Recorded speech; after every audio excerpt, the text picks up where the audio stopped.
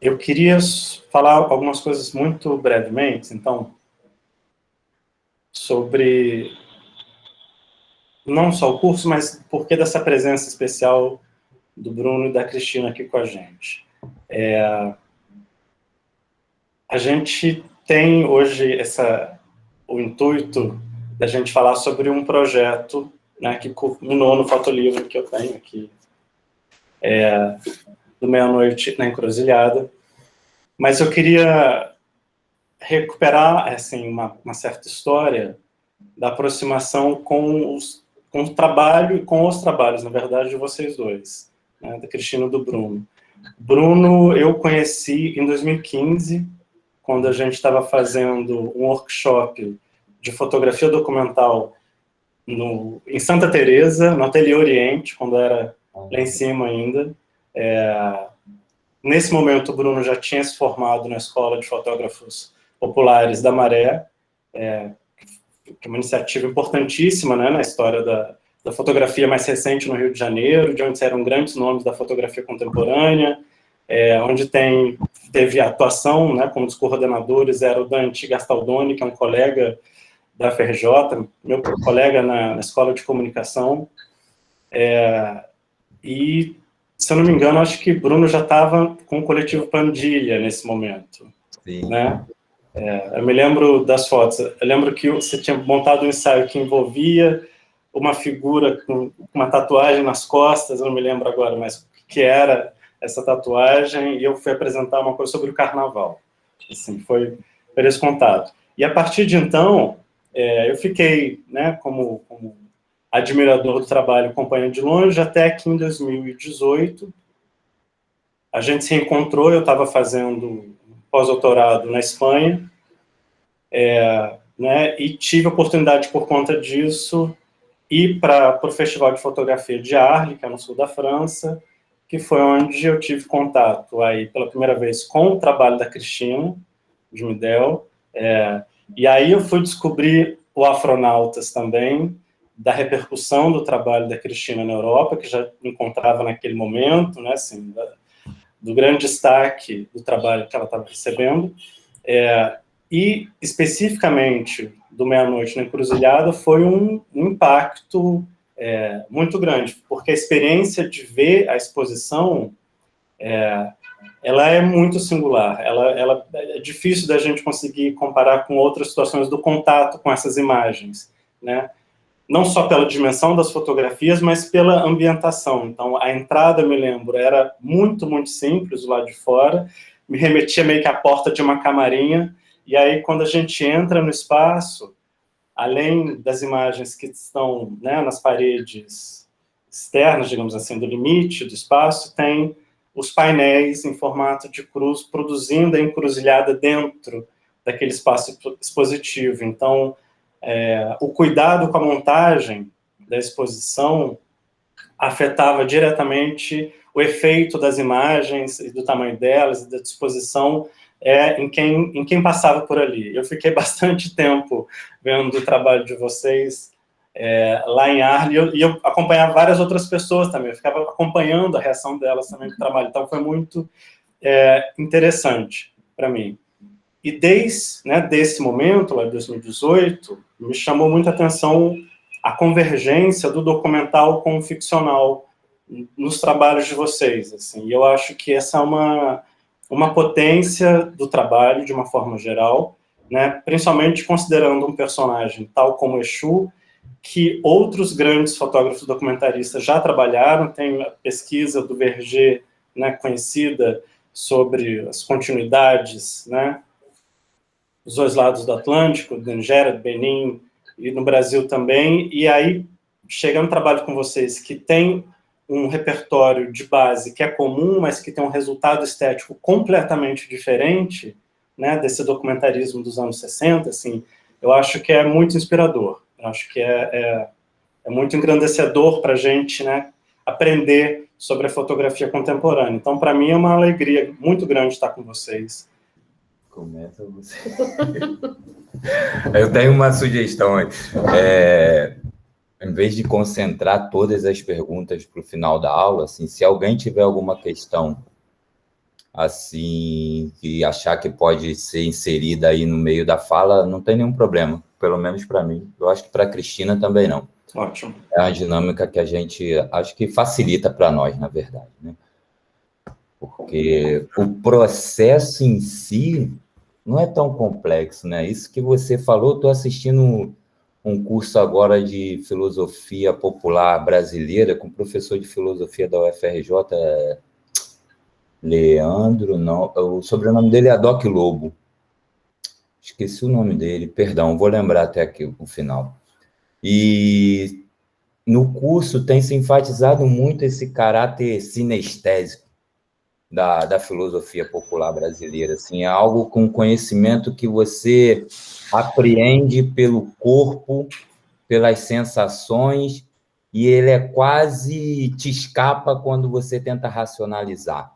O grande desafio, talvez, de um filósofo, de um historiador, de um geógrafo, de qualquer um que vá se meter a traduzir a filosofia popular brasileira, ou a filosofia popular, é torná-la palpável, não exatamente em termos racionais, né?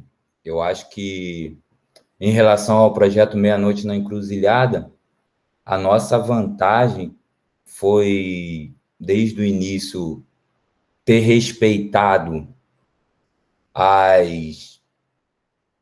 o contexto pessoal de cada um, né? Eu sou iniciado num terreiro no Rio de Janeiro, já faz mais de 10 anos, então já trago uma experiência de prática de terreiro. Cristina já tinha uma experiência de visual, de contato com a religião na África, que eu nunca tinha tido nenhuma experiência com a religião fora do Brasil. Então, em primeiro lugar, foi ter respeitado essa dinâmica de cada um, os processos. Acho que foi o segundo projeto que a gente fez junto, né? Eu vinha, antes de conhecer Cristina, já experimentando alguma coisa de ficção na minha fotografia, mas não tão profundamente quanto nesses dois projetos que a gente fez. E eu acho que o segundo ponto que nos facilitou muito foi ter partido da mitologia e não por exemplo, de um acervo histórico, de matérias jornalísticas, assim. A mitologia, eu acho que ela te dá um material mais maleável para trabalhar. Nós juntamos toda a bibliografia mitológica que a gente encontrou, tanto em relação ao Benin, quanto o Brasil, Haiti, Cuba, e o que a gente fez foi tentar mesclar. O mito tem essa característica, né? Ele é permeável às narrativas. Quem conta um conto aumenta o ponto, né? Então, isso deu muita liberdade para a gente para aumentar os pontos. Sim, mas vamos começar pelo início. Não, queria começar pelo início mesmo. Pô, primeiro, agradecer tu ter me convidado, desculpa. E, pô, falar que é uma honra estar de volta ao UFRJ. Assim, pô, para mim, a UFRJ é uma casa. Apesar de eu estar à distância aí, eu tenho muita história para contar com a UFRJ. Já expus aí na Eco, já para mim é uma casa. Foi onde eu conheci o Dante também, através do Dante que fui parar na Escola de Fotógrafos Populares, que mudou a minha experiência com fotografia. Então é um prazer estar aqui novamente. Mas esse era o começo. Foi assim, trabalhar com ele. A linearidade não existe. Então, eu acho que se começamos cronologicamente, eu acho que como surgiu a ideia do projeto, na verdade, eu não me sentia com legitimidade para falar de nenhuma coisa brasileira ou africana, porque sou espanhola, eu não conheço essas culturas, não tenho essas informações desde a minha experiência. Então, eu, na verdade, se não tivesse encontrado o Bruno e a gente não tivesse tido essa conversa no início, na que eu estava chegando da Nigéria, encontrei ele e a gente começou a fazer comparações com as coisas que eu tinha visto lá na Nigéria e como acontecia a mesma coisa aqui e quais eram as diferenças, não? Sim. E de aí surgiu um pouco reconhecer o interesse desse espírito, reconhecer o interesse dessa energia, dessa força dinâmica. E a gente demorou, acho, um pouco até encontrar uma estrutura que fosse possível, possibilitasse, que possibilitasse criar um conteúdo que fosse meio didático, só para um conteúdo que ajudasse as pessoas a entender, mas que não fosse prejudicial para a grandeza e as múltiplas leituras que tem para a experiência sensória, né? Que não fosse prejudicial para a experiência sensória de quem se relaciona com as fotos, mas ao mesmo tempo que ventilasse o conceito, diríamos assim, que o princípio foi isolar uma característica de Exu que nos possibilitasse trabalhar. Não sei se cabe aqui dizer que Exu tem um conceito, mas a busca inicial foi isolar um conceito, entre aspas, sim, que a gente pudesse unir esses 4 pontos da viagem, que desde o início foi uma desculpa para viajar também. Foi uma desculpa para viajar. mas desde o início era traçar essa linha, porque quando a gente conversou, Cristina, mas na África é assim, assado, essa característica que Exu tem, principalmente nas umbandas aqui no Brasil, desse aspecto de um homem ou uma mulher adulto, né? Que não existe, quer dizer, até existe em Cuba, na santeria também tem espíritos com essa característica, mas não são qualificados como Exu, como a gente tem aqui. Mas então, pegar como ele muda de um aspecto na África e chega em Cuba, ele está mais relacionado a uma criança, e no Brasil ele toma uma forma adulta, e no Haiti ele é um velho. Então, também pegar esse fio da meada, dessa transformação em que a essência se mantém, mas a forma muda, que eu acho que é típico de Exu também, eu acho que mais do que qualquer coisa. Você acha que posso compartilhar a tela já? Porque tem imagens que ilustram isso, eu acho que é sempre para as pessoas que estão assistindo a aula, se não tem estímulo visual, fica chato. Então, por favor, estou vendo aqui para ficar de olho, para ver se aumenta aí, começar a cair, a gente...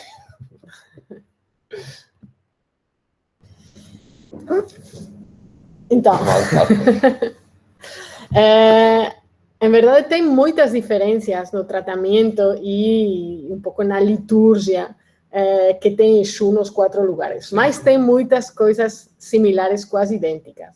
A gente o que fez foi marcar os pontos de similitude e construir as diferenças, e ilustrar e documentar as diferenças em torno dessas 4 anclagens, esses 4 anclagens? Anclas, pontos sólidos. Tá. Sim? Pontos. Então, por exemplo, esse aqui é Exu na África, que ele não tem uma forma, não é antropomórfico, não tem uma figura humana, ele é quase assim como uma batata com búzios, como olhos, não? Então, tem a escala, a dimensão, o tamanho desse pequeno totem, dessa representação, traduz a escala da potência do Exu. Tem o Exu da casa, o Exu do bairro, o Exu da cidade, e mesmo tem o Exu da região e do país. Então, você vai lá no Benin e tem Exu por todo lugar. tem essa coisa por todo lugar. Aqui, essa representação de Exu, uma das muitas representações de Exus que tem no Brasil, que já é um nome adulto, em verdade, deveria ir antes desta imagem, que é a representação de Exu em Cuba, que é uma criança. Quer dizer, a nossa representação. Essa é a nossa leitura. Sim, a nossa leitura. Não quer dizer que os cubanos usem esse boneco para representar Exu. E no Haiti é um homem velho. Então, a gente procurou exemplos dessas representações, que às vezes eram muito fáceis, em outras tivemos que que usar um pouco também esse aspecto de ilustração que tem o trabalho, mais que de documentação. Depois a gente tem outra das características que se repetem em todos os 4 destinos, que são o uso, a conexão Exu como os Exus, os espíritos, a conexão com o espírito. Seria o Exu no corpo, né? O Exu ali cavalgando, eu diria assim. Então, essa é uma manifestação do que seria não o Exu orixá exatamente, mas o Exu espírito ancestral ali, o ancestral da vila, no Benin. Com quem você fala para pedir ajuda, para essa conexão, essa função de Exu, de conectar os orixás, o mundo transcendental, com o mundo material, com a gente. Então, esses são tipos de Exu no Benin, que eles chegam depois de uma cerimônia do mesmo jeito que acontece nos terreiros e todos os lugares. Sim, tem uma cerimônia na noite anterior, que é como uma consulta para saber se os espíritos estão realmente dispostos a vir. Então, uma cerimônia que acontece durante a noite, não dura a noite toda, né? Uma cerimônia pública. Assim, é uma cerimônia com alguns iniciados. E o que é mais interessante que eu achei dessa cerimônia é que toda a percussão, toda a parte de canto e toque é feita corporalmente. Pessoas estão a noite toda ali batucando no seu próprio corpo. E não tem transe, apesar de ter uns estados bem parecidos com o transe. Tem um sacrifício simples nessa cerimônia, e no outro dia, já ao final dessa cerimônia da noite, que já tem uma confirmação ou não de que se os espíritos vão comparecer no dia seguinte. Então, no outro dia tem uma cerimônia também, não é tão longa, é curta, e em que finalmente vêm os espíritos à Terra e vêm vestidos assim. E eles vão para a rua. Sim. Caminham pelo bairro e, sim, não ficam restritos ao espaço do terreiro. Aqui são os Exus do terreiro brasileiro. Sim, os Exus, como a gente está mais comumente, os Exus que a gente está mais acostumado, né? Aqui no Brasil, tem um livro interessante que se chama Busca da África no Candomblé, um livro já antigo, mas que ele explora um pouco as dificuldades, não diria exatamente dificuldades, mas os percalços que envolveram as feituras do Exu Orixá no Brasil.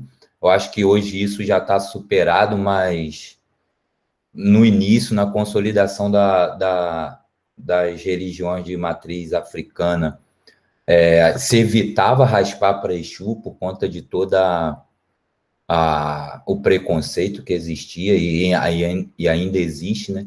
Então, o Exu que a gente mais se acostumou a se relacionar é o Exu de Umbanda, né? Ou de Quimbanda, algumas pessoas também se referem assim. Então, esse é o terreiro. Lá na minha casa, a gente levou esse pano aí, improvisamos um fundo e perguntamos às entidades que queriam ser fotografadas, e a maioria aceitou. Então, são pessoas incorporadas aí. Isso aqui em Cuba também foi numa cerimônia. Sim, Cuba não é... Sim, vai tu. Não, que em Cuba não nos foi permitido fotografar pessoas em transe, né? As fotos que a gente tem de transe em Cuba foi quase um acaso, assim. Durante o projeto aconteceram vários acasos que só Exu explica, assim.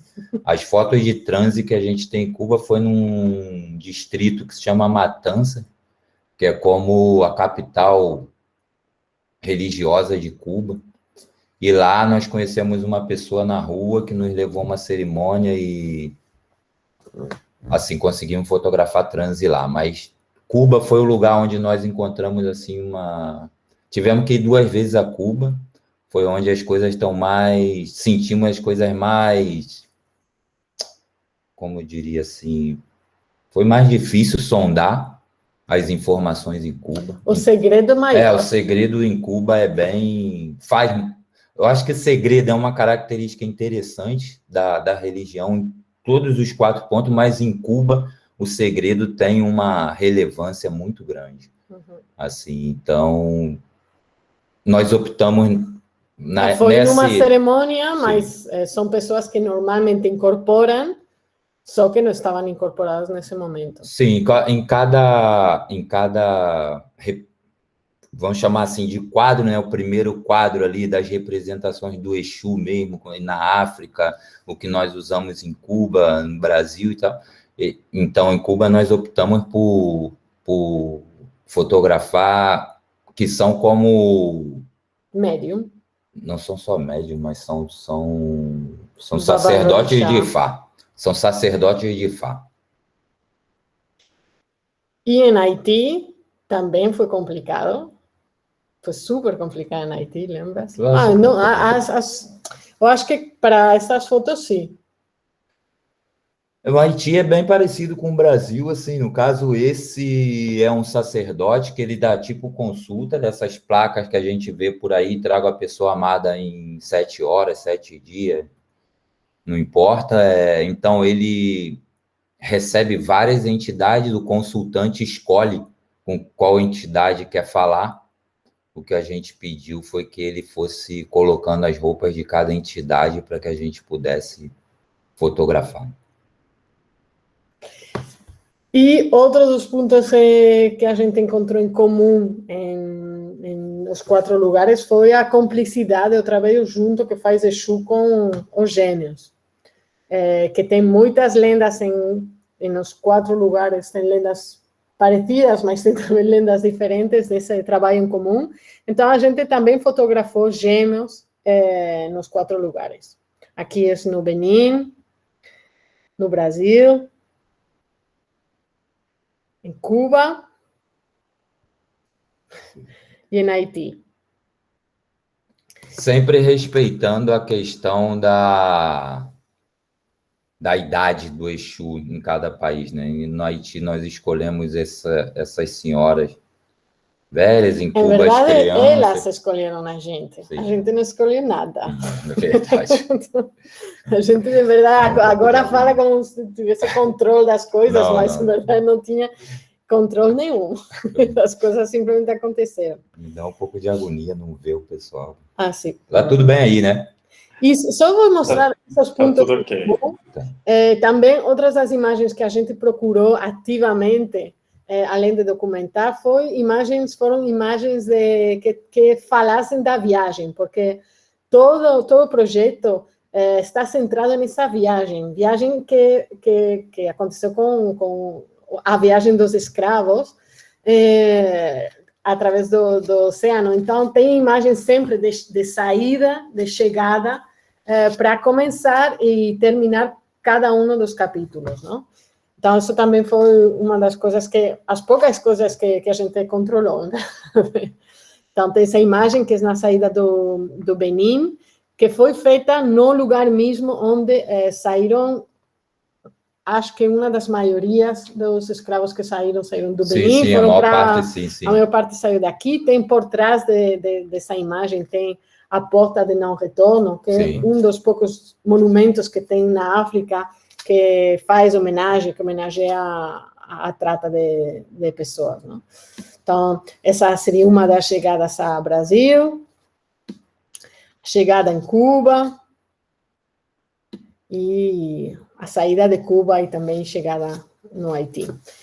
Pô, na chegada no Brasil, pensei agora que seu Zé Pilintra não chegou no Rio, não, chegou em Pernambuco primeiro, era pra gente ter feito... Pernambuco tem mar? Tem, pô, tem. Tenho que viajar mais. Então, eu vou deixar de compartilhar só um momento, porque, em verdade, a estrutura já está mostrada, depois a gente pode mostrar, pode mostrar mais imagens, se quiser, mas vamos ver aqui. O Alexandre quer fazer uma pergunta. Vai. Pode falar.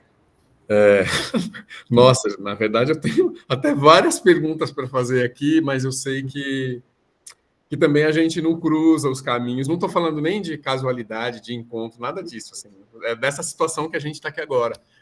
Mas vendo as fotografias, enfim, tem um monte de coisa aqui que me passa pela cabeça. O problema da tese do fluxo-refluxo, né?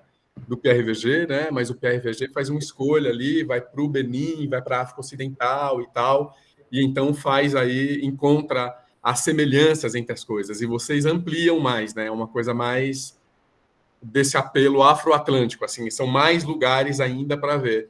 Mas eu fiquei muito intrigado quando a Cristina falou de uma maneira muito assim, muito sem tabu e muito sem preocupação, e pelo que eu vi, foi bem intencional, e isso é muito legal, que é assim, a ideia de usar a fotografia como ilustração, que o tempo todo, de alguma maneira, quando se fala assim, a fotografia como ilustração é menor, pronto, já diminuiu a fotografia perdeu valor, sabe? E é muito interessante a maneira como vai acontecendo, né? E como faz muito sentido a ideia de ilustração como uma qualidade, porque isso dá para ver nas imagens. Eu queria perguntar para vocês o seguinte, como se deu essa escolha pelo formato vertical? Tantas imagens verticais, as pessoas de pé, as pessoas que trocam a roupa, essa ideia de... É isso, esse formato vertical que é tão presente, né? Nesse conjunto de fotografias, eu queria saber como vocês foram decidindo esses processos. Quer falar tu? No, en cuanto a la ilustración, sí, en cuanto a vertical, si quieres, puedes hablar tú. Não, nosso processo de construção do projeto é muito aleatório, assim, e a gente faz uma primeira opção de que é não excluir nenhuma possibilidade. Assim, então, a gente vai construindo, toda foto tem uma versão vertical e uma versão horizontal. Esse conceito de verticalidade não existe antes, não é algo anteriormente. A gente faz as imagens, aproveita e faz uma vertical aí, que a gente nunca sabe como vai ficar melhor. Mas é curioso você falar isso, porque uma preocupação também foi amarrar bem os conceitos, porque tinha isso que Cristina falou, que chamou a atenção, a questão de ilustrar, ou seja, que a fotografia fosse um meio e não um fim, porque a gente queria comunicar melhor para as pessoas, comunicar melhor, acho que é até um equívoco eu falar isso, mas comunicar para as pessoas sobre esse aspecto cultural afro-brasileiro e não só afro-brasileiro, mas comunicar melhor essa cultura e amarrar conceitualmente para não ser uma coisa só ilustrativa, como a gente está acostumado a pensar, a ilustração, mas que, ao mesmo tempo, não fosse explícito, que respeitasse a questão do segredo. Porque ninguém vai numa cerimônia, num terreiro, e vai sair de lá num dia, ou num mês, ou um ano, sabendo tudo o que acontece. Assim, a complexidade cultural está aí, você precisa vivenciar, você precisa tempo, você precisa se dedicar àquilo. Então, foi um projeto que nós levamos 3 anos para fazer, uma pesquisa densa, e nós não queríamos superficializar a relação das pessoas, não queríamos tornar difícil, mas também que não fosse muito fácil, que aprendesse as pessoas, que gerasse interesse, que a pessoa olhe a foto e fale, mas por quê? Mas por que é isso? Igual você vai, mas por que o vertical? Mas, assim como em outros aspectos, por que estão fazendo isso? Por que mostra isso? E é a partir não só do trabalho, mas de outras pesquisas que a pessoa pudesse entender. E eu acho que também tem uma coisa, eu acho o trabalho puramente documental, eu acho que tem uma função, que é retratar e explicar o que acontece no plano da realidade. A câmera fotográfica tem esse poder de capturar, sem mentir demais, mas daí isso daria para outras 20 aulas, quando eu quiser, eu estou disposta a fazer, mas eu acho que aqui a gente não está tentando explicar como fez o Pierre Verger, como são os rituais, como são as cerimonias. Isso já está feito de uma maneira ótima por ele. Eu acho que nunca tentou surpassar o que ele fez, ou qualquer outra pessoa que está ficando no âmbito do documental. A gente, em verdade, foi mais ambiciosa e queria mostrar a ideia que está detrás, a energia que está detrás, para as pessoas que não foram familiarizadas com as culturas afrodescendentes, que compreendessem a energia de Exu, as lendas de Exu. Então, que sentido tem utilizar a linguagem documental para uma coisa que não pode ser fotografada? Então, tem que utilizar a metáfora, tem que utilizar todos os giros linguísticos adaptados à linguagem visual para explicar e para poder compartilhar tudo que vai além do ritual. A gente tem uma parte documental precisa, que também forma parte do livro, que é muito importante. Eu acho que a metade do livro documental, a outra metade queda fixada em tentar compartilhar o que a gente aprendeu, falando com muitas pessoas e falando com todas as lendas, porque em Cuba, por exemplo, íamos à casa de um pai de santo, não? E falava, queríamos falar de Eleguá. Não, Eleguá, não, isso é pior, é muito, eu não posso nem falar dele, a coisa mais terrível que tem muito medo, eu não posso falar. Tudo bem, vai na porta do lado, que tem outro pai de santo, vai lá, e ele fala, Eleguá, a coisa mais maravilhosa que pode acontecer na sua vida. Então, tem essa história da contradição, dessa proteção do secreto, que tem muito sentido. Mesmo quando a gente começou a se documentar como sobreviveu a religião a toda a colonização, porque tem muitas coisas que foram aniquiladas, mas a religião se conservou de um jeito ou de outro, não? Uma das armas mais eficazes que eles tinham para conservar a religião foi não evitar que pudesse ser definida, a indefinição. Então, um falava uma coisa, o outro falava outra coisa diferente. Porque quando você define uma coisa, você pode controlar essa coisa. Então, a fotografia documental faz isso, faz uma taxonomia. A gente não queria fazer isso, reduzir toda essa energia a só umas 4 fotos de rituais, porque é bem mais grande que isso.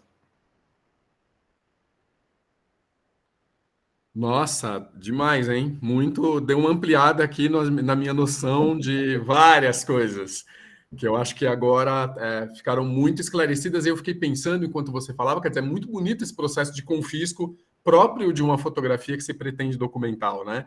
E o colega, né, estava dizendo justamente sobre o quanto o uso ilustrativo da fotografia radicalizar esse uso ilustrativo da fotografia tem uma capacidade também de comunicação enorme, né?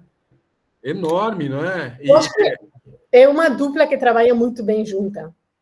Se tem a parte documental e faz um extra, bota aí uma coisa, a parte documental tem um significado bem mais amplo, bem mais rico, e a parte ilustrativa fica muito mais assentada. Para mim, eu levo trabalhando assim tem muitos anos, e para mim eu consigo, não sei, a sensação é de que explico melhor as coisas, consigo comunicar melhor, porque as coisas não tem só uma leitura, tem muitas. Então, a metáfora está lá, a linguagem falada da fala tem essas coisas. Por que a linguagem visual não poderia ter?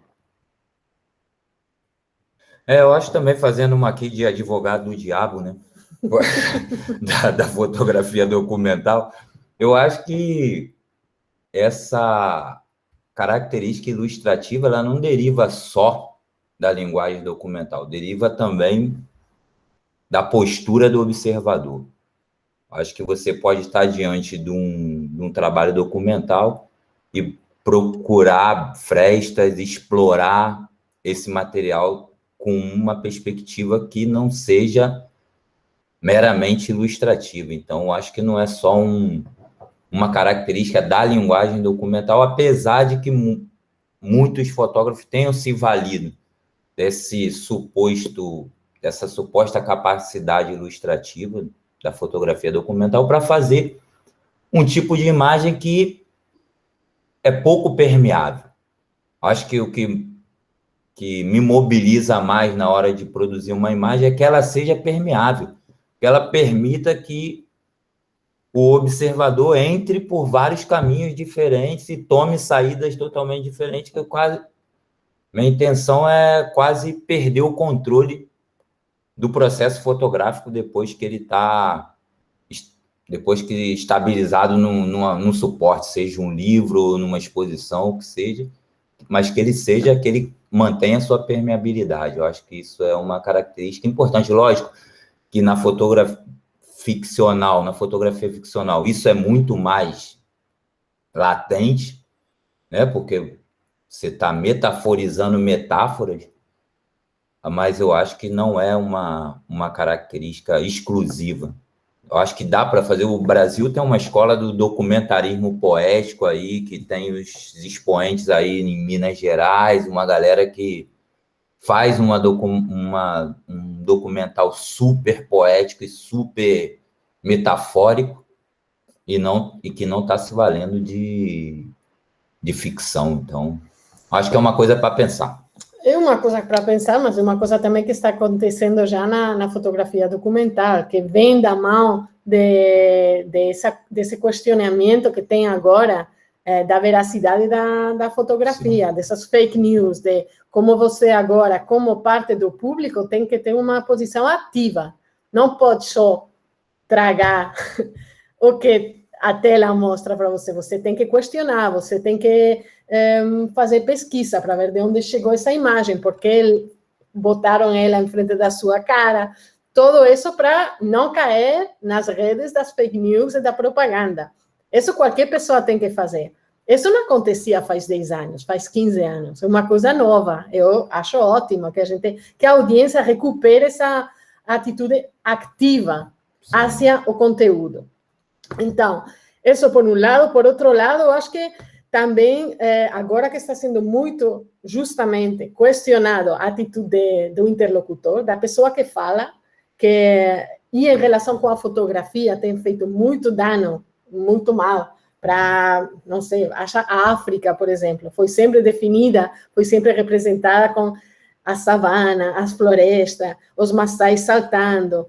Mas quem pode me falar como é uma oficina na África, uma universidade na África? Tem muitas, mas o nosso biblioteca visual da África só tem leão, só tem guerra, só tem criança famélica.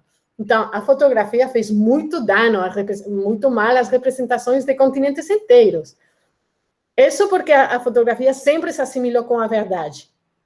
Se a fotografia se assimilasse com a opinião, seria totalmente diferente.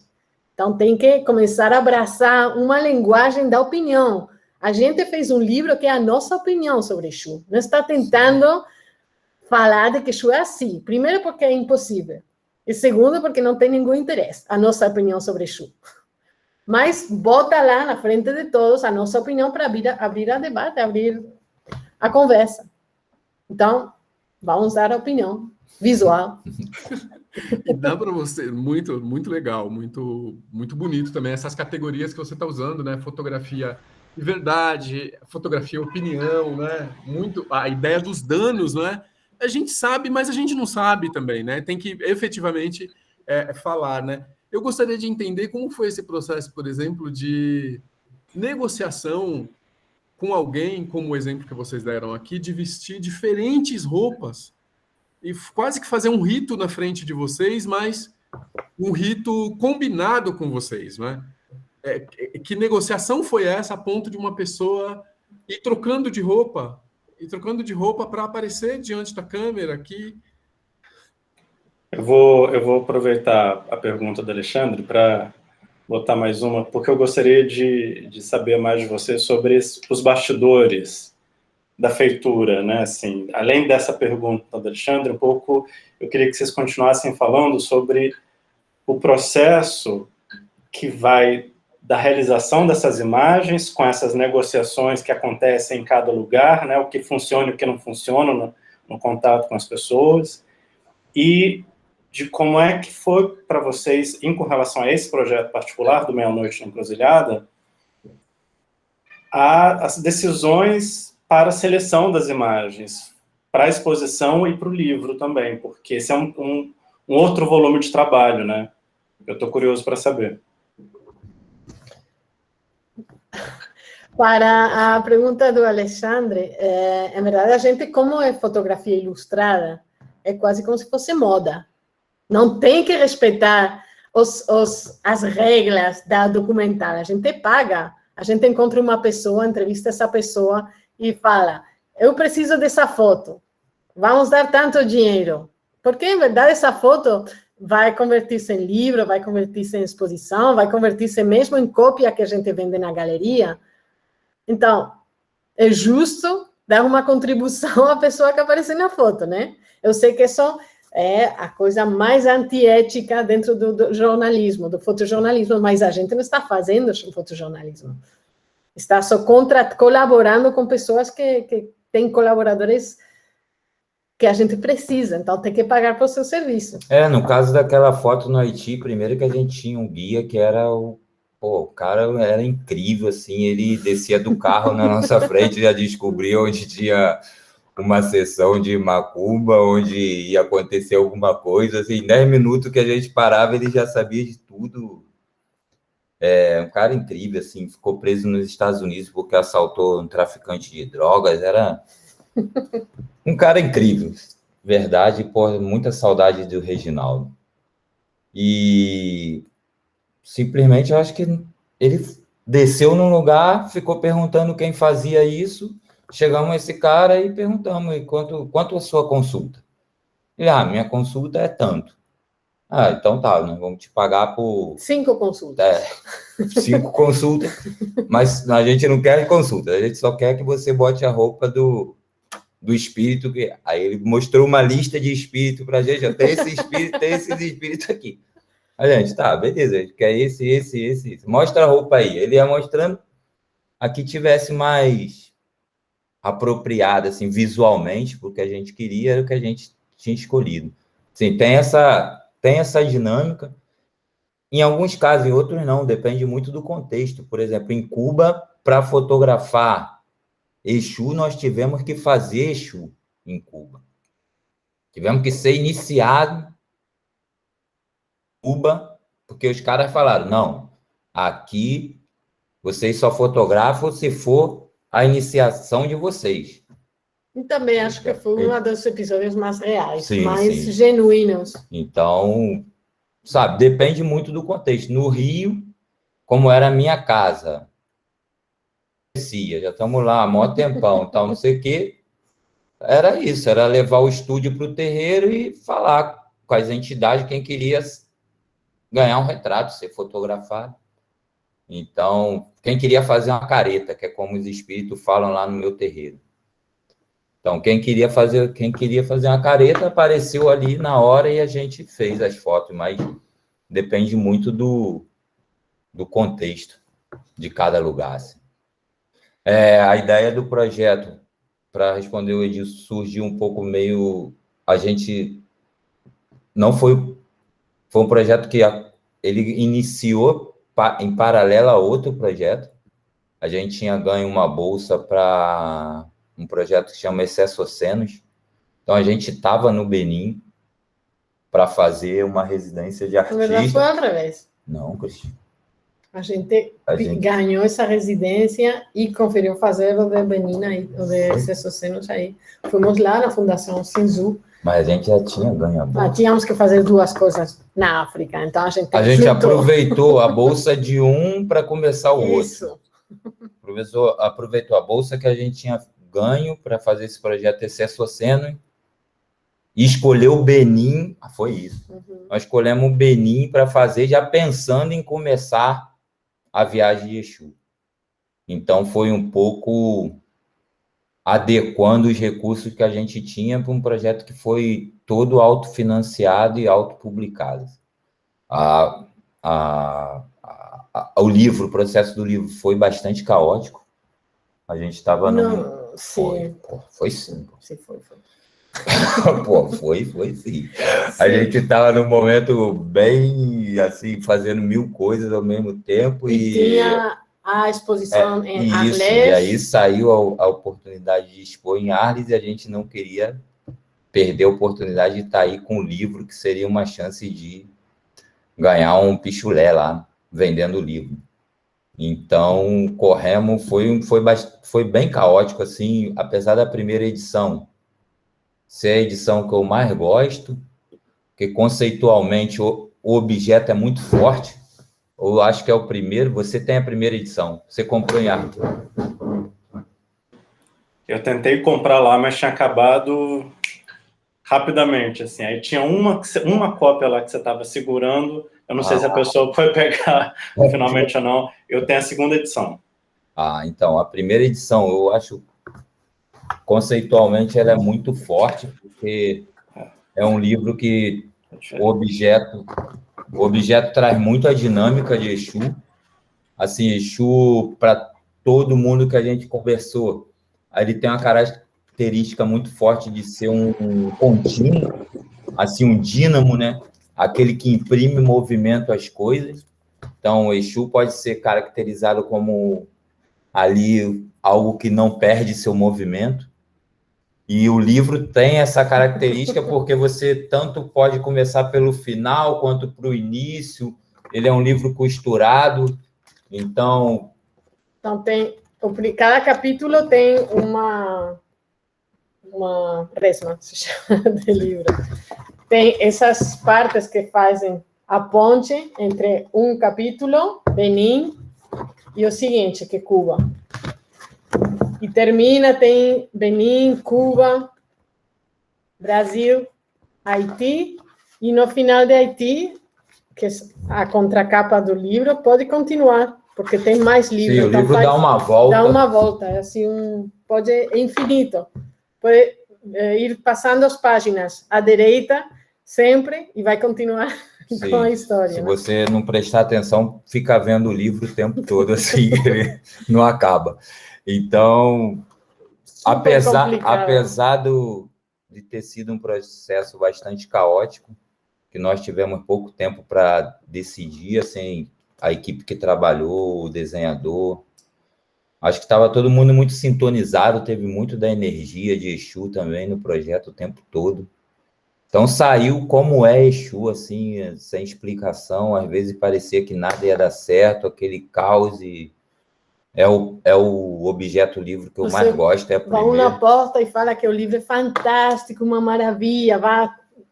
Toca na outra porta e fala que é uma merda, um livro de merda. Essa coisa que tem o Exu. Então, foi isso. E para a edição das imagens de exposição é um pouco mais simples. Sim, eu acho que começou, quando o Alexandre perguntava sobre as imagens verticais, a gente começou definindo formalmente essas imagens que fazem de ponto de encontro entre os 4 destinos. Então, sempre eram verticais. Como eram retratos, tem que ser verticais. Todas essas fotos têm que ter a mesma forma, porque tem essa anclagem formal para que seja mais evidente a anclagem conceitual.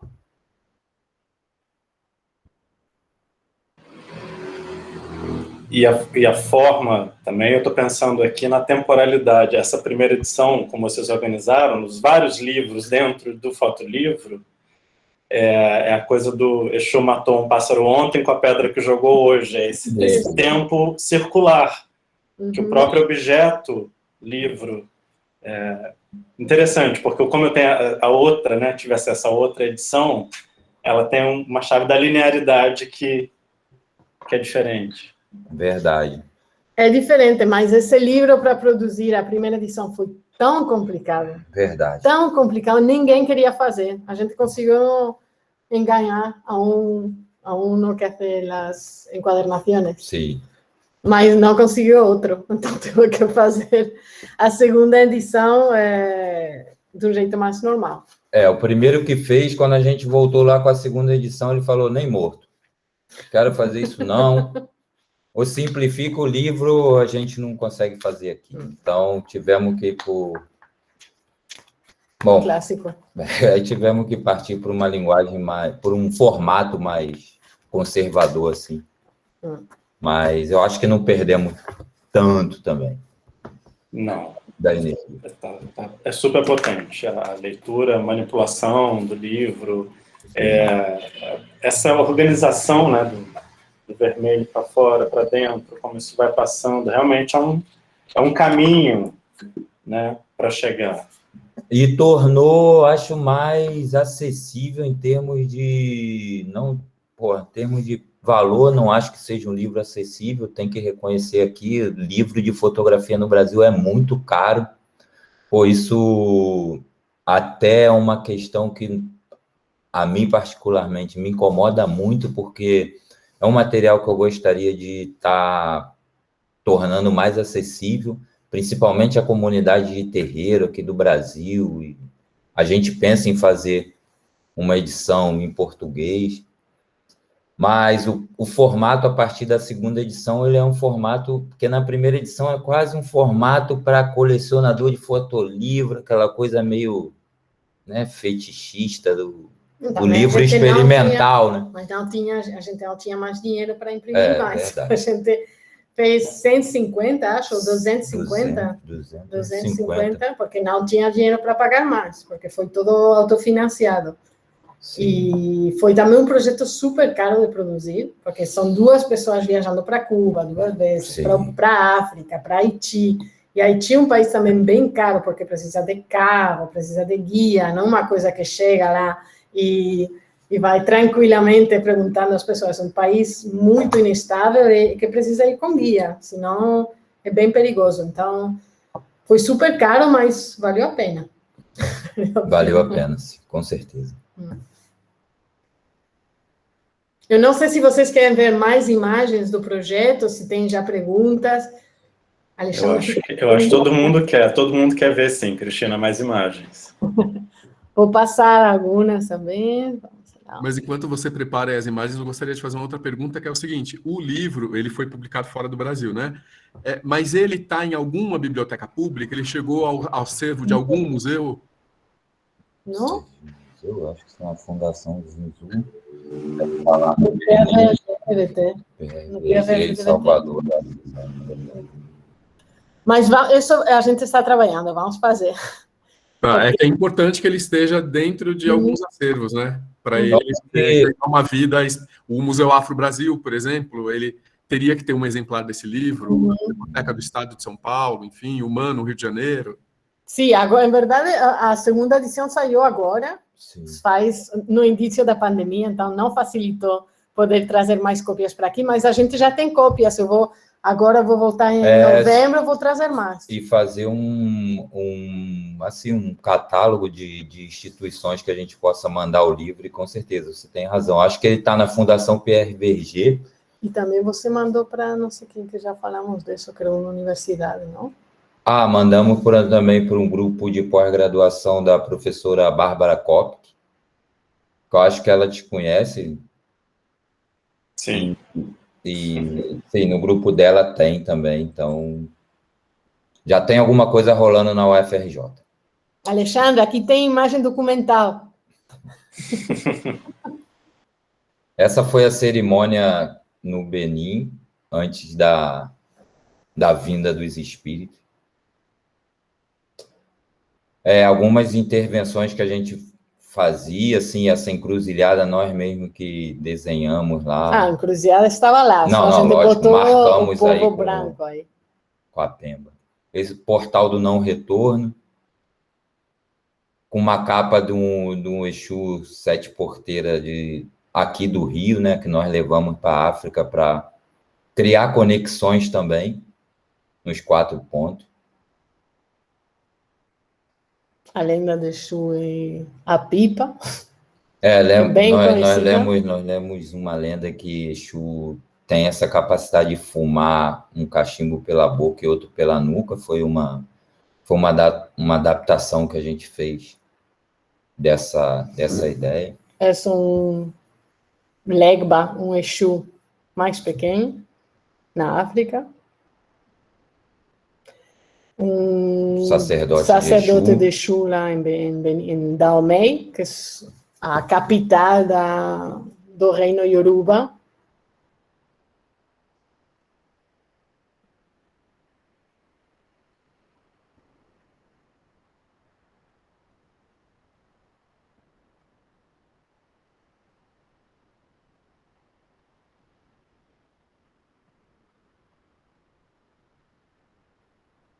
Ah, por favor, podem comentar esse caixão aí de pé. No meio. Na verdade, a gente o que fazia é ler todas as lendas, todas as informações, entrevistar muitas pessoas e recopilar um pouco os detalhes de umas lendas, de outras. E, às vezes, o texto acompanha no livro, mas, às vezes, não. A gente pega só um detalhe, não? Porque tem essa ideia de contribuir com uma seleção de imagens, com uma sequência de imagens a uma atmosfera. Não? Então, Exu, depois, no Haiti, a última fase desse ciclo vital, que passa de não ter forma humana, ser uma criança, ser um homem adulto, a ser um velho, é um velho em Haiti. E em Haiti, dentro da religião voodoo, que é a equivalente à Umbanda e ao Candomblé, a ideia do paraíso, a ideia de onde eles vão quando morrem, é Guiné, que é esse lugar fantástico, paradisíaco, onde eles vão quando morrem. E Guiné é um país da África. Então, tem esse ciclo que volta para a África. Então, essa ideia de morrer e voltar para a África, em verdade, a gente já fez quando estuvo na África no início, porque era uma maneira de fechar o círculo. Sim, foi como a última foto do projeto a gente fez no início no primeiro porto.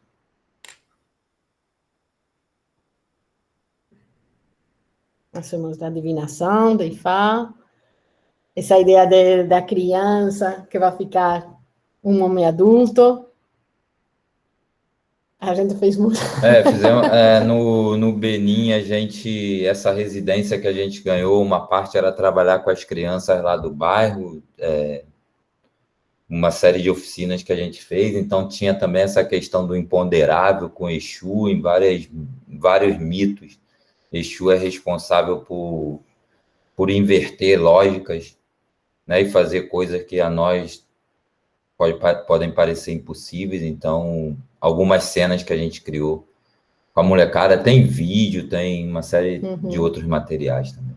Esses são os Exus na África, caminhando por as estradas, depois da cerimônia. Depois tem jogos visuais, assim, é uma narração mais atmosférica que linear. Sim, isso que eu estava falando no início, de ser uma narração mais sinestésica mesmo. Aqui já está no Brasil, a Floresta de Tijuca. Um pouco, essa foto tenta representar um pouco a relação de Exu com Oxalá, né? Os dois estão muito próximos na mitologia, assim, quase como duas faces da mesma moeda, então era um pouco essa ideia. E trabalhar com metáforas mesmo. Isso tem a ver com uma lenda que Exu se divide em 1000 pedaços, então a gente foi buscando as metáforas. Representação.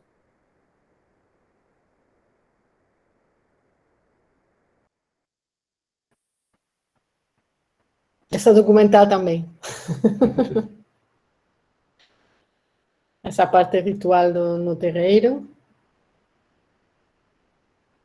Os eixos são encruzilhada, as formas, os rituais, mas o que a gente colocou? Os gêmeos. Os gêmeos.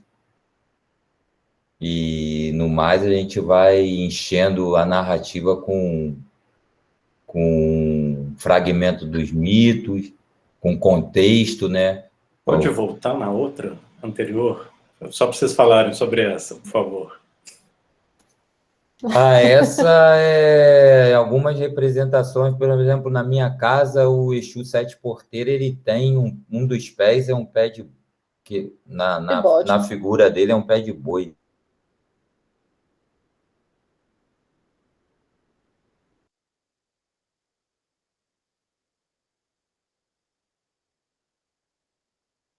E aí eu servi como um modelo aí para fazer a foto. É o pé de Bruno. Sim. Para ilustrar um pouco essas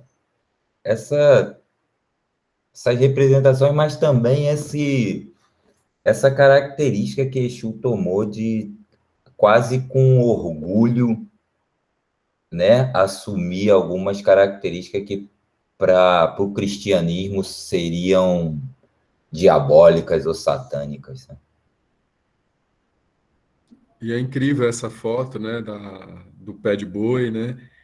Porque depois é que a Cristina falou que tem essa interface muito clara com a moda, né?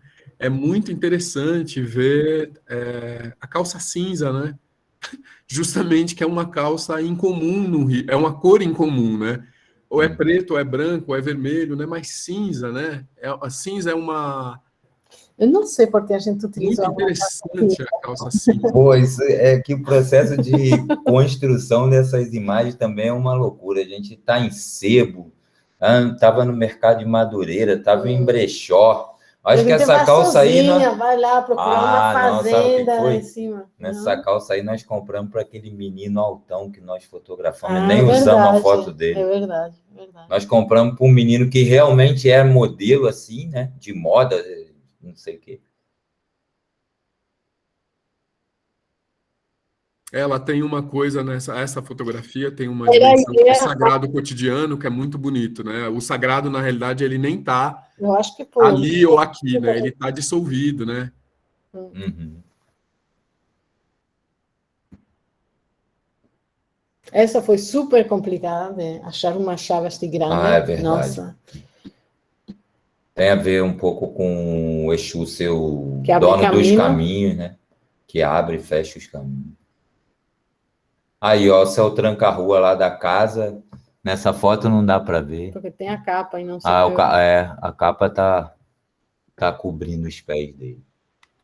Essa é a mesma capa daquela outra fotografia que vocês fizeram em África? A gente fez, pediu para uma costureira fazer uma capa igual a que ele usa.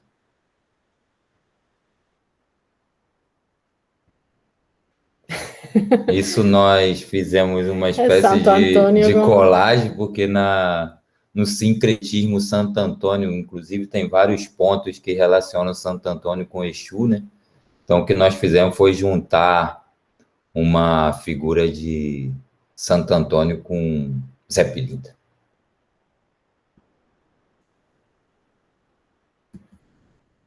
Tem muito aqui. As figas. Na verdade, aqui, acho que não é a edição que está no livro. Não, acho que não.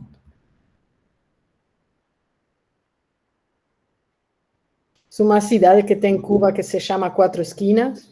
Se na África a gente desenhou lá com a pemba branca a encruzilhada, em Cuba a gente encontrou no mapa uma cidade que se chamava Quatro Esquinas e pegamos o carro e fomos até lá fotografar.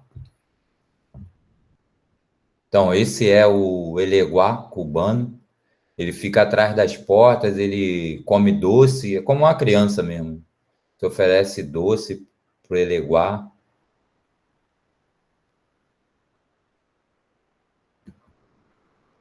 Sacerdote de Exu, igual que a gente tem lá. Os sacerdotes também são um dos eixos.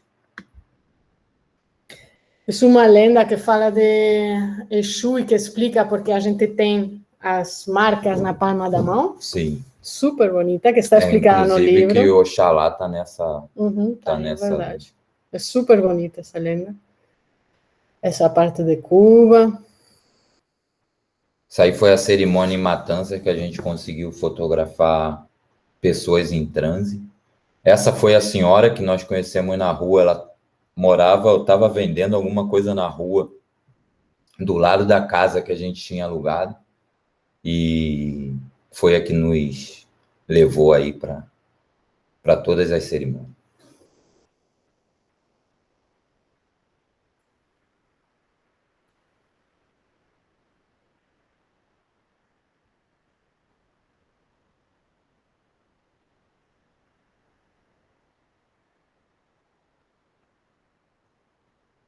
Agora veio uma série só de Cuba. De fotos cubanas. Sim. Não, acho que está todo... Aí foi um pouco da nossa iniciação.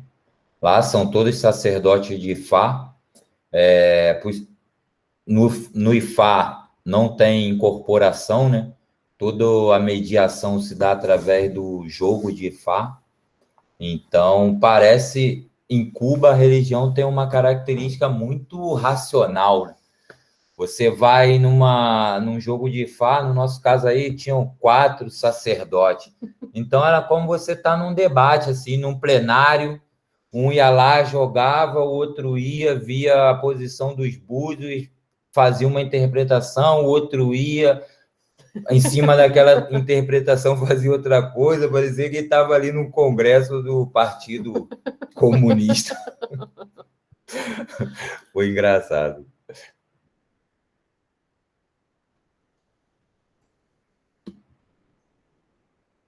São Lázaro. São Lázaro é uma figura Mar de super... Ojo Sim, também. São Lázaro é uma figura super importante em Cuba. Essa é uma lenda em Cuba que a meio-dia, às 12, Sim. tem que levantar os pés do chão, porque essa hora em que Exu faz todo o mal, o seu. São Lázaro também, que é uma das sincretizações que tem em Cuba. E a questão já na Haiti, que qualquer cerimônia para Exu, que é qualquer cerimônia, é verdade, porque qualquer cerimônia, como aqui em Brasil, tem que começar com a invocação a Exu. Sim. Começa sempre jogando um copo de água por a janela. Então, mas isso aí não é que ia começar nenhuma cerimônia, tá? Nós aí pedimos para esse rapaz, eu acho que até o guia que estava trabalhando com a gente, né? Um dos guias, no Haiti nós não trabalhamos só com guia, não. Então pedimos para ele para jogar água pela janela para podermos fazer a foto. Como se chama esses símbolos no Haiti mesmo, Luiz? DJ ou algo assim? Me esqueci o nome agora dos símbolos que os haitianos... Vevé, não é? Vevé? Vevé. Vevé, isso. Então, os haitianos levam... São como portas interdimensionais, que eles escrevem, desenham no chão para a entrada e saída dos espíritos. E essa é uma das... Cada orixá, que eles não chamam de orixá, verdade? Tem o seu desenho, e Exu tem muitas versões, e esta é uma delas. Os pés têm papel fundamental, assim, não só na cultura haitiana. Minha avó, minha tia, quer dizer, a irmã do meu pai, me conta uma história que meu avô foi enfeitiçado porque fizeram algo na pegada dele, numa pegada que ele deixou. E no Haiti também, por exemplo, os pés são os alvos maiores dos envenenamentos, por exemplo. Assim. Para fazer zumbi. Mas foi o país onde eu, pelo menos pessoalmente, eu achei a religião mais incrível, assim, como ela se manifesta.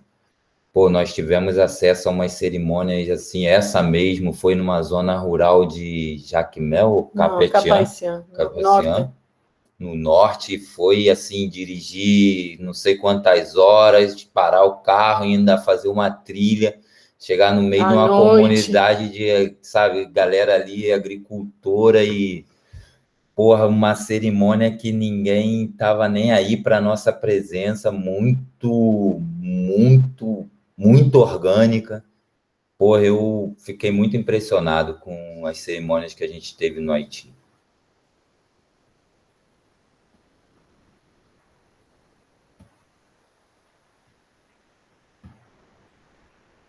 Este é Sodó, que é uma cachoeira que é como o Vaticano de Haiti. Sim. Para o voodoo, o centro de todas as atividades do voodoo, tem uma concentração, uma reunião anual que é incrível. Só que a gente chegou, não era o momento da reunião, mas sempre tem gente aí.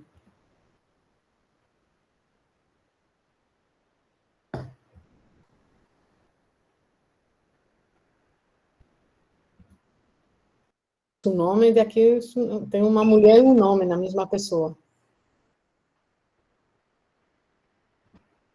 Que homem. Esse é o homem.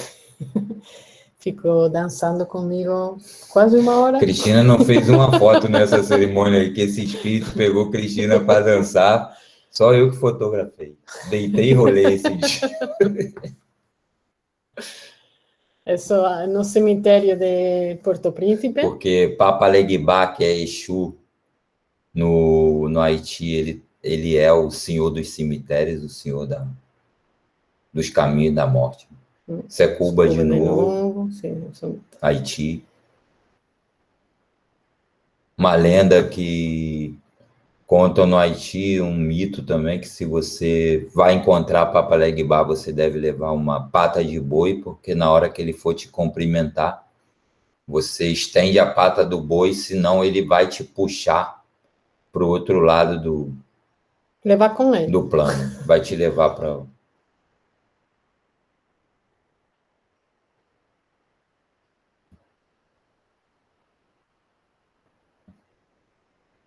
Tem também essa lenda, que em verdade é uma lenda que se repete mesmo na mitologia grega.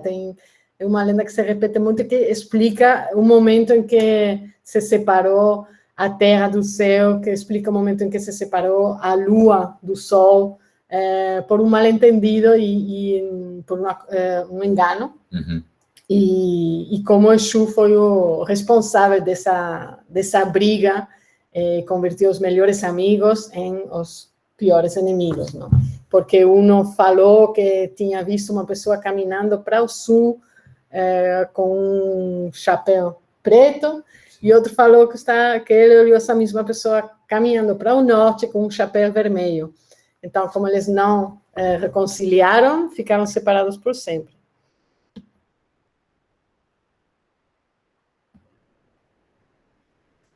Um sonho. Se isso foi um sonho, essa foto foi um sonho que eu tive no Haiti. Acho que foi no dia que a gente foi na cachoeira, pelo mesmo dia, tinha tido um sonho na noite anterior. No Haiti eu tive muitos sonhos. E antes de chegar na cachoeira, nós passamos num povoado e essa mulher estava com algumas peruas.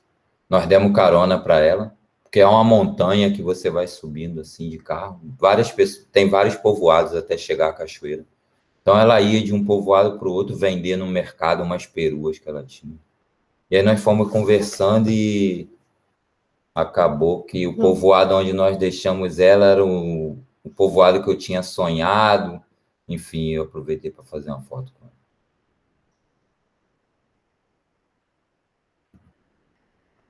Sacerdote de Exu em Haiti.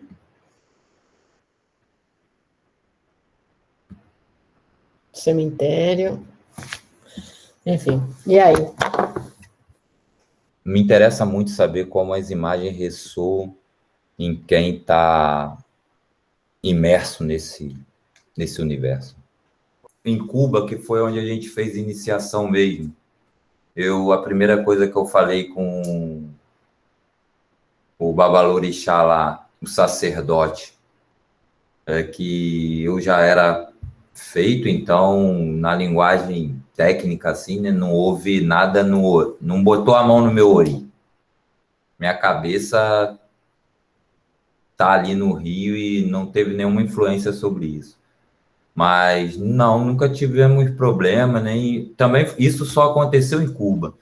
Nos outros lugares que a gente foi em cerimônias normais, assim como espectadores, às vezes Cristina no Haiti tomou umas 3 ou 4 limpezas, mas tudo tranquilo, assim, nada que comprometesse a fidelidade dela, não.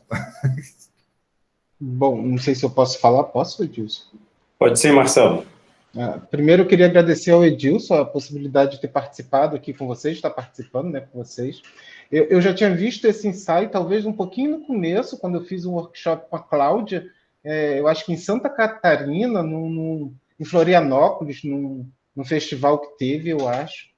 Já tem bastante tempo. Eu sou iniciado no Candomblé, tendo passado por muito tempo na Umbanda, e fico muito encantado, porque eu acho que é bem o que vocês falam, né? Assim, sair de uma documentação, talvez estrita, e mostrar de uma forma, fazer uma leitura bastante metafórica, que agrada muita gente e mobiliza muito, principalmente eu, enfim, que sou da religião, me senti completamente tocado por esse ensaio de vocês, por esse trabalho de vocês, e mais ainda sabendo que vocês percorreram esses países e que conheceram mais de perto essa representação, né, essa energia de Exu pelos outros países. Enfim, eu fico imaginando como que deve ter sido rico, né? Como que deve ter sido, enfim, bacana vocês fazerem isso, né?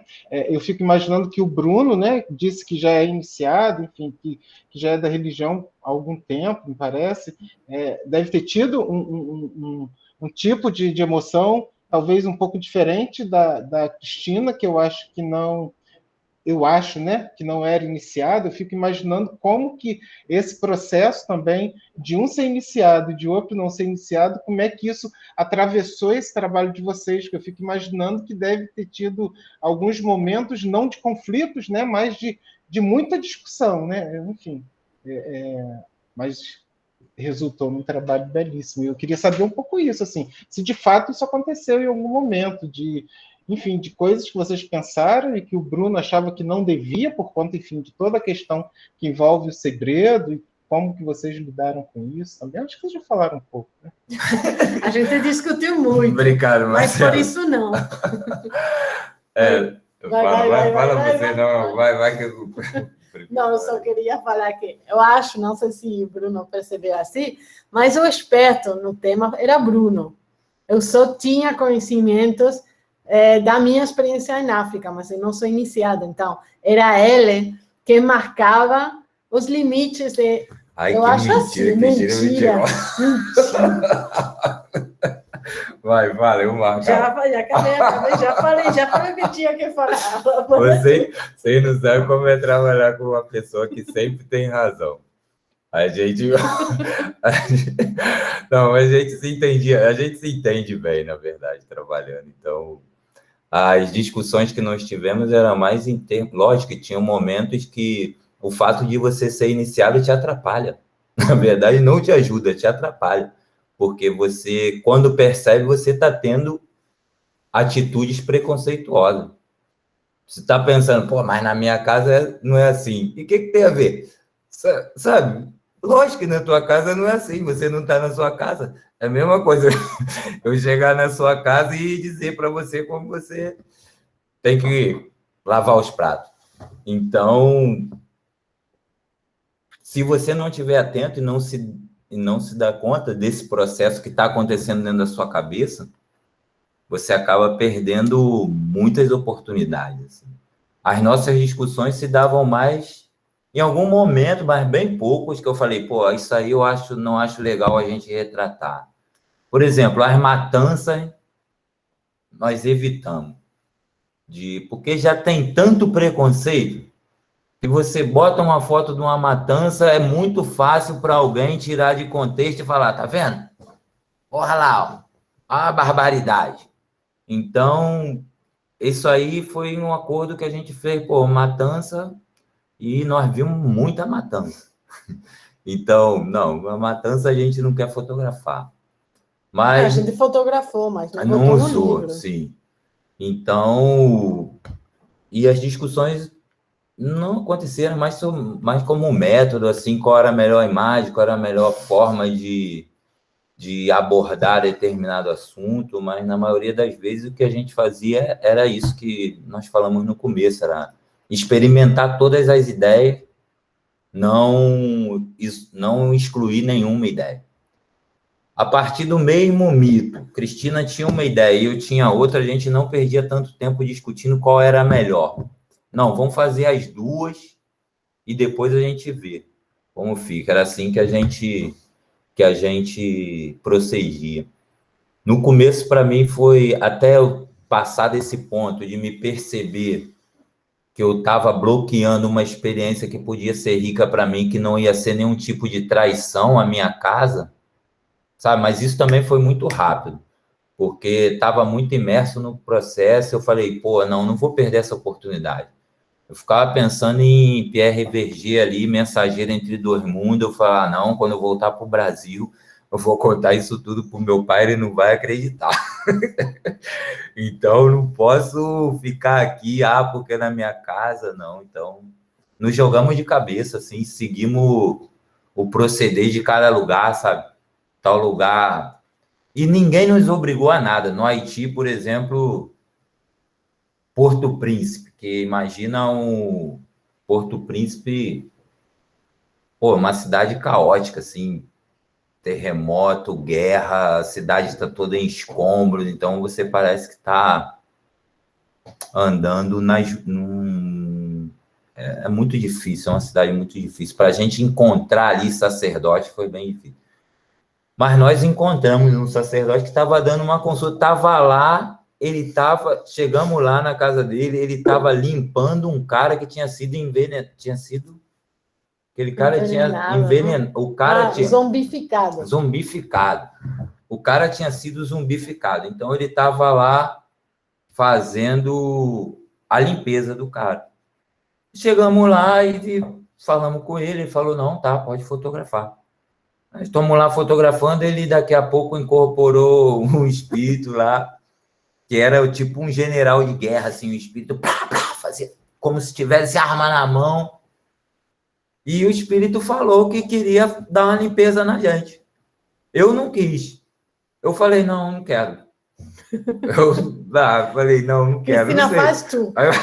Mas a Cristina foi. Assim, mas eu acho que se ela não quisesse, ele também não ia...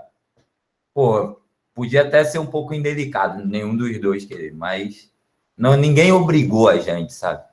Você obrigou. Eu te obriguei. Mas sempre teve jogo de cintura. Sempre teve jogo de cintura. Em Cuba foi isso, porque as fotos só sairiam realmente, já era a segunda vez que a gente estava indo a Cuba. E também não foi nada desagradável, porque o sacerdote que fez o nosso Exu era um fotógrafo também. Inclusive, nós conhecemos ele num workshop de fotografia que a gente deu em Havana. Então, pô, foi uma experiência super legal em Cuba. Assim, no jogo de Ifá, é uma coisa inexplicável. Apesar de ter um teor racional ao extremo, é inexplicável.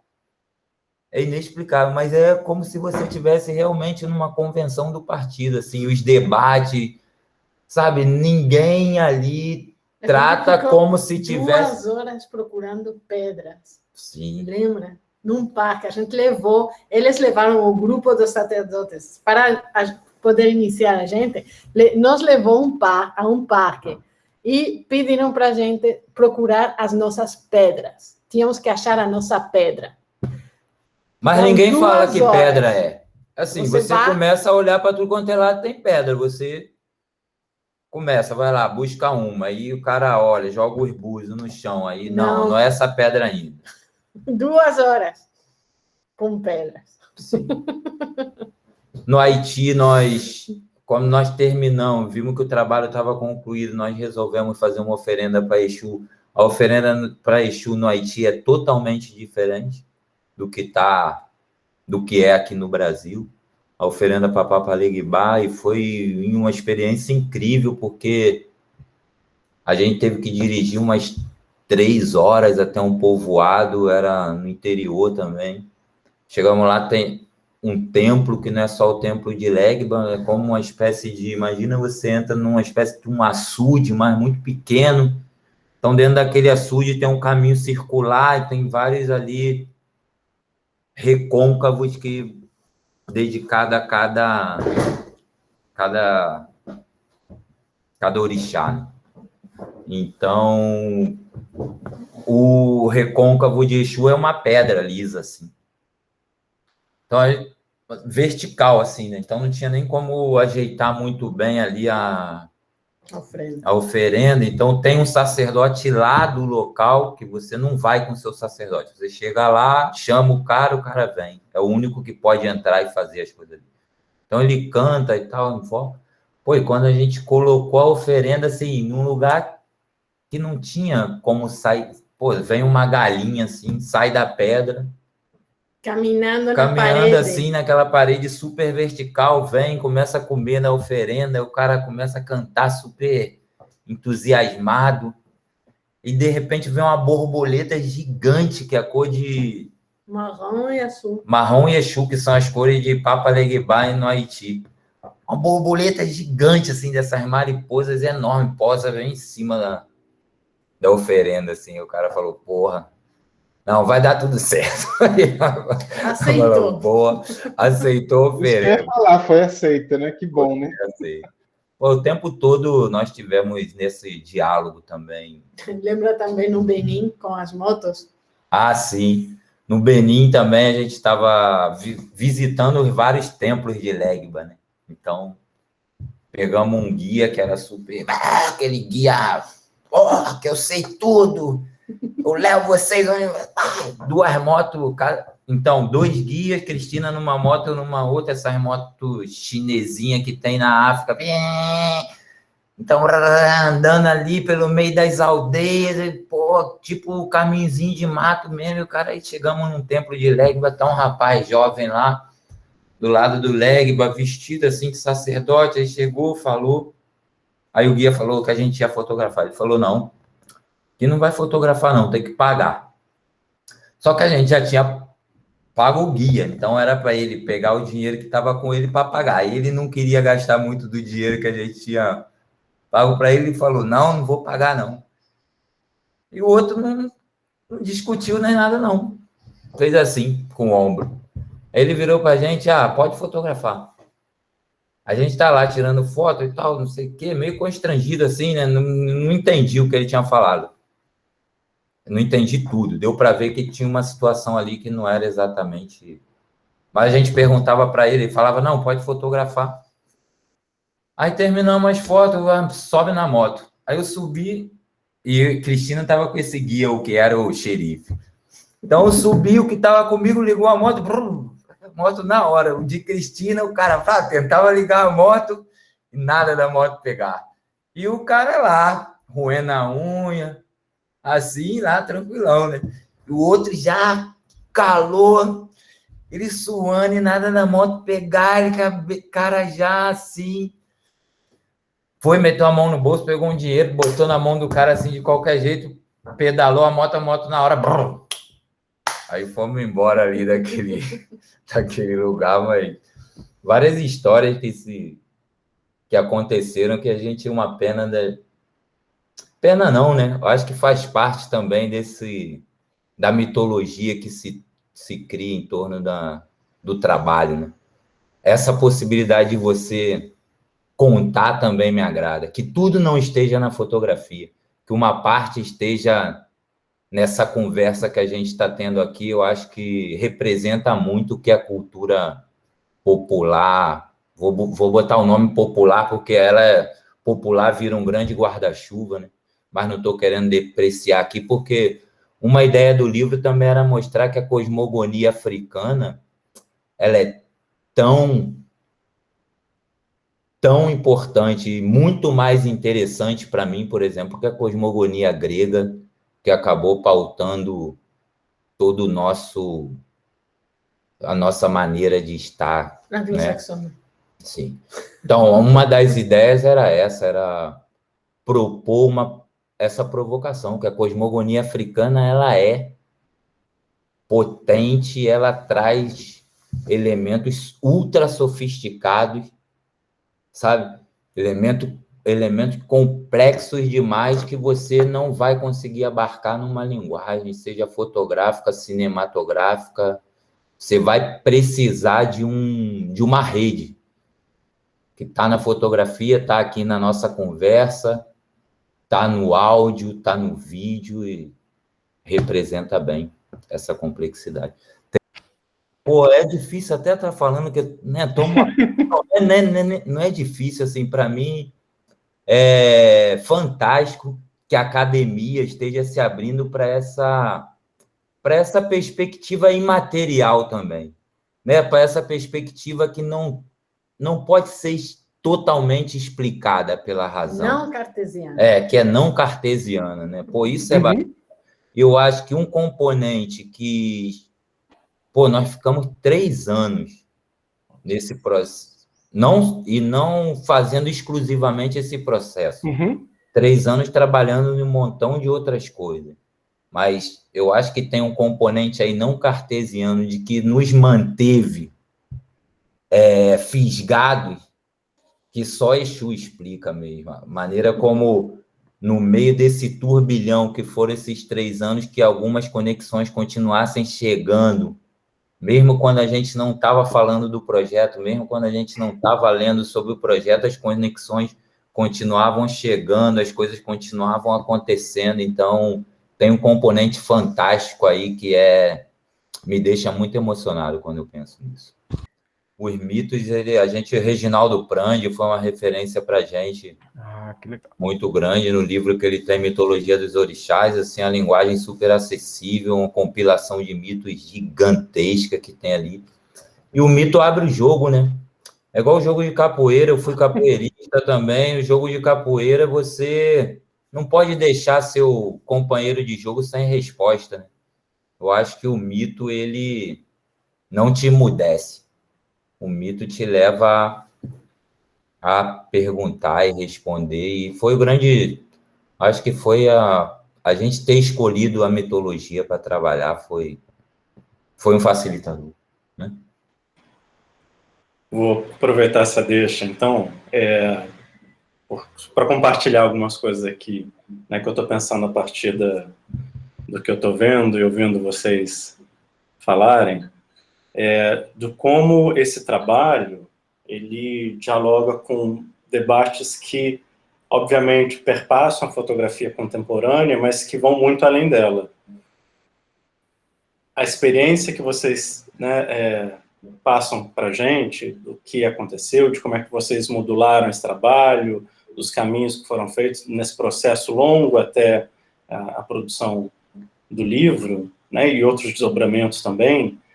O que chama atenção é essa composição muito singular da autoria, né? Primeiro, uma autoria que é compartilhada, e a gente tem uma ideia muito centrada na ideia de autoria como se fosse um self, né? Um eu, e da genialidade também. E primeiro de serem duas pessoas com bagagens culturais diferentes, que se colocam, né, em relação, e também em relação com o mundo, né, relação entre vocês e relação com o mundo.